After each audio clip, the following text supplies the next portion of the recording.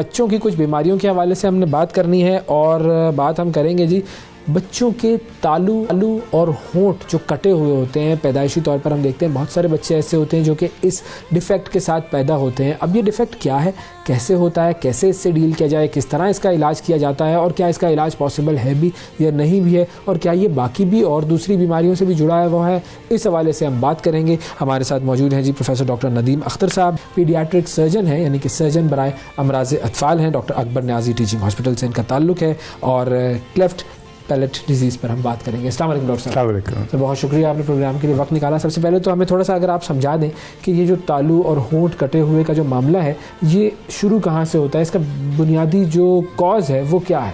دیکھیے، یہ ایک پیدائشی مرض ہے جس میں بچہ جب پیدا ہوتا ہے تو پیدا ہوتے ہی اس کے والدین جب دیکھتے ہیں تو ایک دم سے ان کے لیے ایک بہت شاکنگ سچویشن ہوتی ہے کہ ہونٹ بچے کا کٹا ہوتا ہے، اور جب تفصیلی معائنہ کیا جائے تو اس کے ساتھ کئی دفعہ جو تالو جس کو ہم کہتے ہیں پیلٹ، اس پہ بھی سوراخ ہوتا ہے۔ صحیح، جو اندر ہوتا ہے، جی ہاں، اندر کی طرف جو ہوتا ہے، یعنی ناک اور منہ جو ہے وہ ایک ہی کیوٹی یا ایک ہی جگہ بن جاتی ہے۔ ان بچوں کے لیے یہ آپ کا جو سوال ہے کہ یہ کیوں ہوتا ہے، یہ ایک پیدائشی مرض ہے کہ جینیٹل میلفارمیشن جس کو ہم کہتے ہیں، یعنی اس کا جو جینیٹک ہے یعنی جین میں یہ مرض ہے جو ایک جنریشن سے دوسری جنریشن میں آگے چلتا ہے۔ اچھا، اور جب یہ بچے پیدا ہوتے ہیں تو ظاہر بات ہے کہ والدین کے لیے نہایت تشویشناک حالت ہوتی ہے کہ بچے کو ایک دم سے کس طرح سے دودھ پلایا جائے یا کس طرح سے اس کو آگے چل کے مینیج کیا جائے۔ اچھا، اب یہ جو اسٹیٹسٹکس کی اگر ہم بات کریں، کتنے فیصد بچے ایسے ہوتے ہیں پاکستان میں؟ کیا کوئی نمبر ہے ہمارے پاس کہ کتنے بچوں میں یہ بیماری؟ دیکھیں، ہمارے پاس کوئی ایسا ریسرچ تو نہیں ہے اس ملک میں، لیکن اوور آل اگر ہم ساری دنیا میں دیکھیں تو جو پیدائشی امراض کی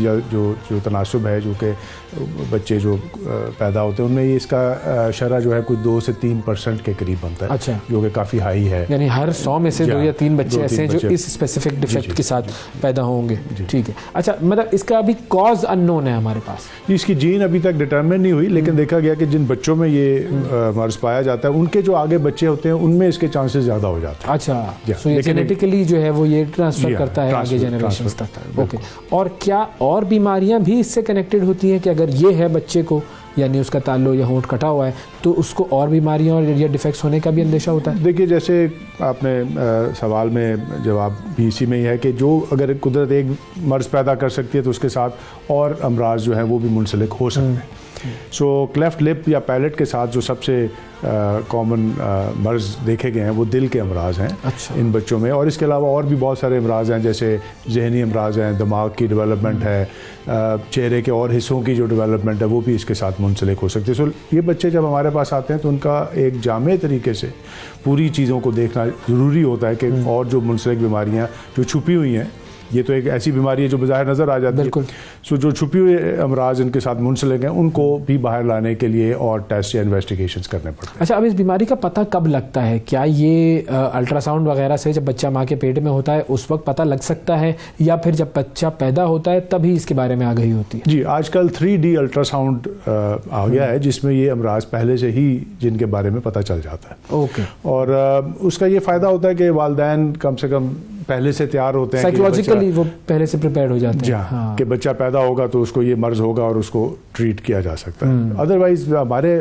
معاشرے میں جب 3D الٹرا ساؤنڈ ابھی بہت ہر جگہ اویلیبل نہیں ہے، تو یہ اکثر یہی ہوتا ہے بچہ جب پیدا ہوتا ہے تو والدین جب اس کو یا ڈاکٹر جب دیکھتے ہیں تو وہاں سے یہ بیماریاں جو ہیں وہ پک ہوتی ہیں۔ صحیح۔ اچھا، اب ایک بچہ جب اس بیماری کے ساتھ پیدا ہوتا ہے تو سب سے پہلا سٹریس تو والدین کے لیے ہوتا ہے، وہ سٹریس سے کیسے ڈیل کرتے ہیں اور کیا اس کی بھی کوئی کاؤنسلنگ موجود ہے؟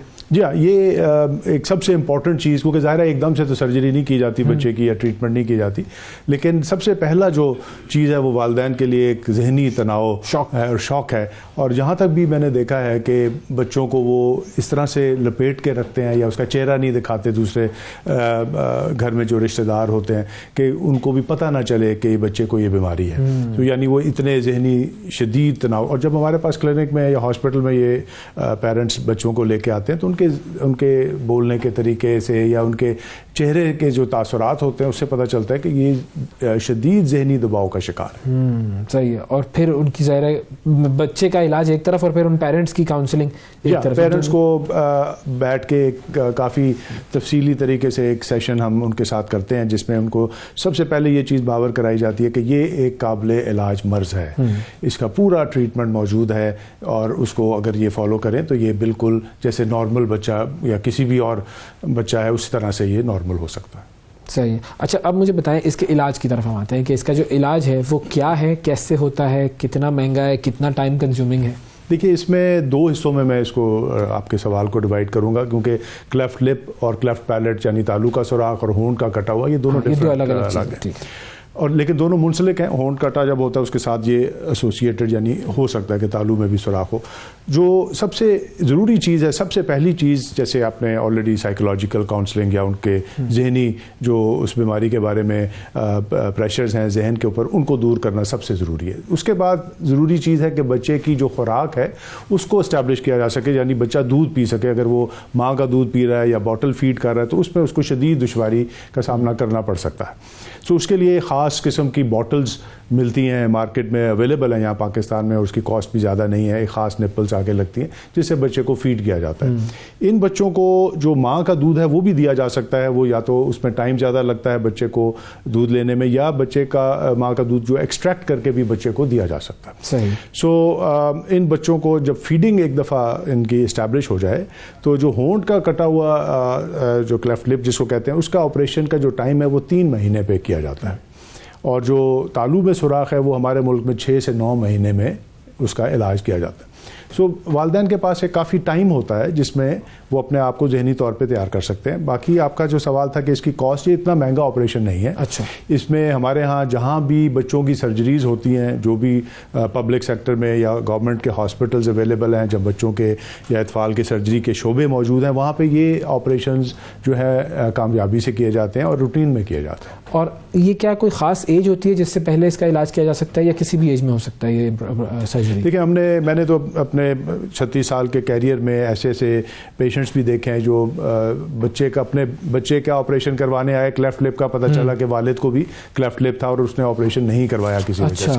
سو ہم نے ان کا بھی آپریشن کیا. لیکن جیسے میں نے کہا کہ 3 ماہ جو ہے وہ سب سے اچھی عمر ہے کلیفٹ لپ کو آپریٹ کرنے کے لیے. اس کی وجہ یہ ہے کہ آگے چل کے فیڈنگ میں پرابلم نہیں ہوتا, اس کے ریزلٹس بہت اچھے ہوتے ہیں جتنا جلدی آپریشن کیا جائے. لیکن 3 ماہ سے پہلے بھی نہیں کیا جاتا, اور اس دوران میں اور جو بیماریاں منسلک ہوتی ہیں ان کا بھی جانچ پڑتال کر لی جاتی ہے. اور تالو کا جو آپریشن ہے یہ 6 سے 9 ماہ کی عمر میں کر دینا چاہیے, اور تاکہ بچہ جب بولنے لگے تو اس کو اسپیچ میں کوئی پرابلم نہ ہو.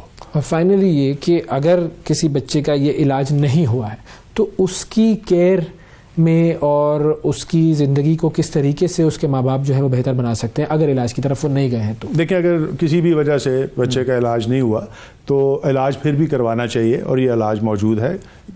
کلیفٹ لپ یا ہونٹ کٹا ہوا کی بھی سرجری کی جاتی ہے, کسی بھی ایج میں کی جا سکتی ہے.